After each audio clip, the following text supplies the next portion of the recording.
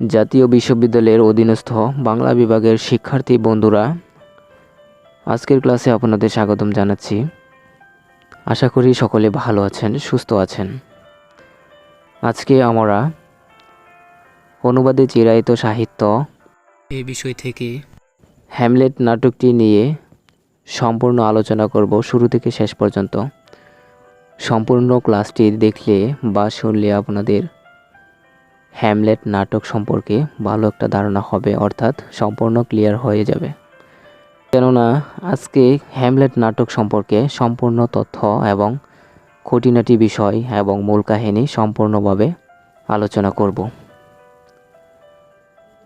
সেই সাথে আপনারা জানেন, অনুবাদে চিরায়ত বা সেরা সাহিত্য 4টি অধ্যায়ে বিভক্ত, যেমন 2টি হচ্ছে নাটক, একটি মহাকাব্য, আরেকটি হচ্ছে উপন্যাস। অর্থাৎ 2টি নাটক হচ্ছে ইডিপাস এবং হ্যামলেট, আরেকটি হচ্ছে মেঘদূত, সেটি হচ্ছে মহাকাব্য, এবং মা, সেটি হচ্ছে একটি বিখ্যাত উপন্যাস।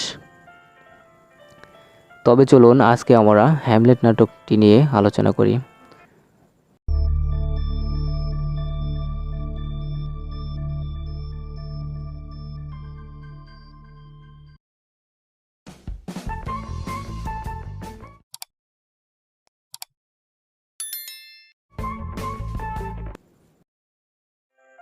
হ্যামলেট নাটকটি রচনা করেন শেক্সপিয়র এবং অনুবাদ করেন শামসুর রহমান। নাট্যকার সম্পর্কে জেনে নেই। হ্যামলেট লিখেছেন উইলিয়াম শেক্সপিয়র। জন্মসাল তেমন পরিষ্কার নেই, শুধু আমরা জানতে পারি 23 এপ্রিল। নাটকের রচনাকাল 1598 থেকে 1602 সালের মধ্যে। নাটকটির মোট পাঠ হচ্ছে 4টি। শেক্সপিয়রের মোট নাটক 37টি।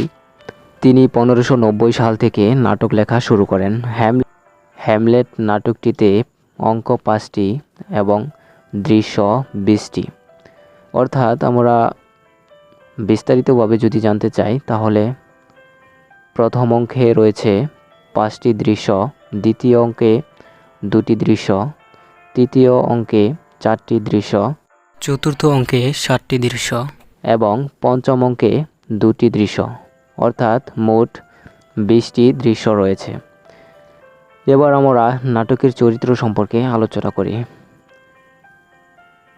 হ্যামলেট ডেনমার্কের যুবরাজ। ক্লডিয়াস হ্যামলেটের চাচা। গার্ট্রুড ডেনমার্কের রানী এবং রাজা ক্লডিয়াসের স্ত্রী।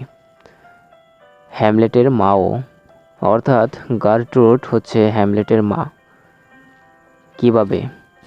হ্যামলেটের চাচা ক্লডিয়াস হ্যামলেটের পিতাকে মেরে হ্যামলেটের মাকে বিয়ে করে। সেই সূত্রে হ্যামলেটের মা এখন চাচি। পলোনিয়াস ডেনমার্কের প্রধান সচিব বা উপদেষ্টা। লেয়ারতেস পলোনিয়াসের ছেলে লেয়ারতেস। অফেলিয়া পলোনিয়াসের কন্যা, অর্থাৎ পলোনিয়াসের একমাত্র কন্যা অফেলিয়া। এই নাটকে অফেলিয়া নায়িকা চরিত্রে। হোরেসিও হ্যামলেটের একমাত্র বন্ধু হোরেসিও। এবার আমরা হ্যামলেট নাটকটির মূল কাহিনী জেনে নেই।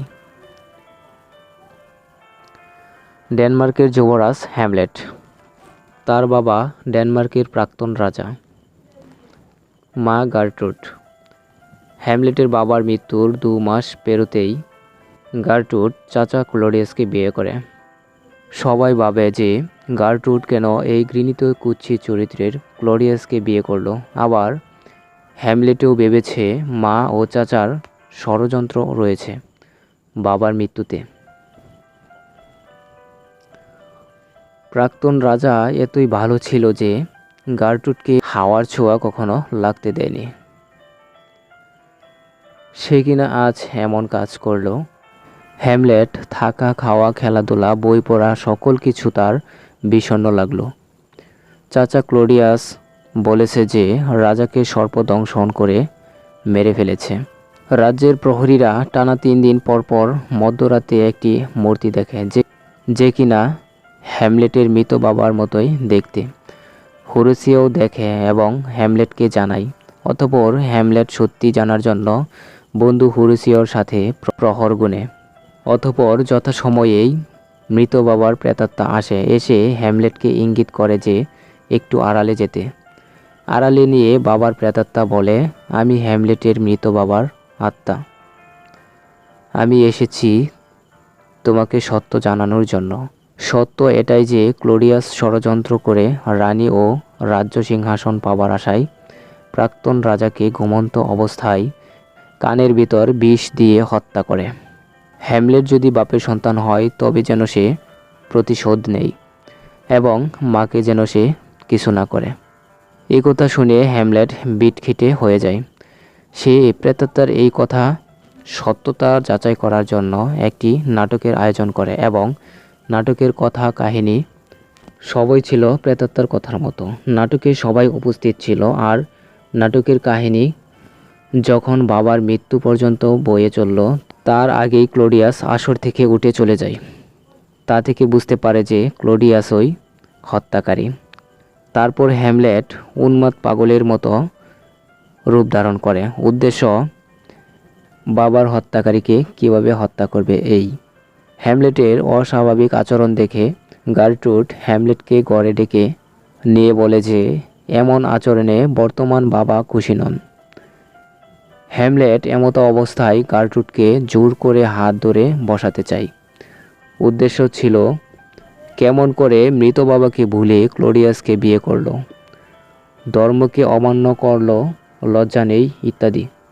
কিন্তু পাগলের মতো আচরণ দেখে গার্ট্রুড ভয় পেয়ে চিৎকার করে চেঁচায় এবং পর্দার আড়ালে থাকে অফেলিয়ার বাবা পলোনিয়াসও চিৎকার করে ওঠে এবং বলে, রানীকে বাঁচাও। পর্দার আড়াল থেকে চেঁচানো শুনে হ্যামলেট তরোয়াল ওদিকে আঘাত করে। হ্যামলেট ভাবে পর্দার আড়ালে ক্লোডিয়াস লুকিয়ে আছে। লাশটি টান দিয়ে দেখে পলোনিয়াস। হ্যামলেট দেখে বিচলিত হয়, কেননা ভুলবশত মৃত্যুটা হয়েছে। পলোনিয়াসের মেয়ে অফেলিয়াকে হ্যামলেট ভালোবাসে। সে বাবার হত্যার জন্য পাগল রূপ নিয়েছে। তখন অফেলিয়া কেউ মানতে পারে না, কারণ হ্যামলেট নারী জাতিকেই সহ্য করতে পারছে না। অফেলিয়া প্রেমিক হতে বঞ্চিত ও বাবার হত্যার কারণে সব ছেড়ে চলে যায় আর একটি ছোট নদীতে পড়ে মারা যায়। এদিকে ক্লোডিয়াস লেয়ার্তেসকে বাবার হত্যার প্রতিশোধ নিতে হ্যামলেটের বিরুদ্ধে লাগিয়ে দেয়।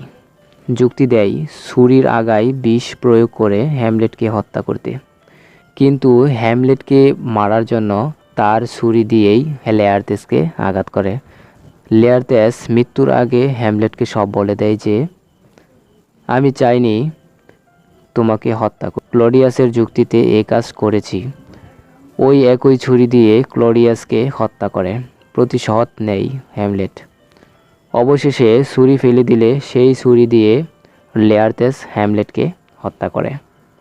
অবশেষে সবাই হত্যা হলো।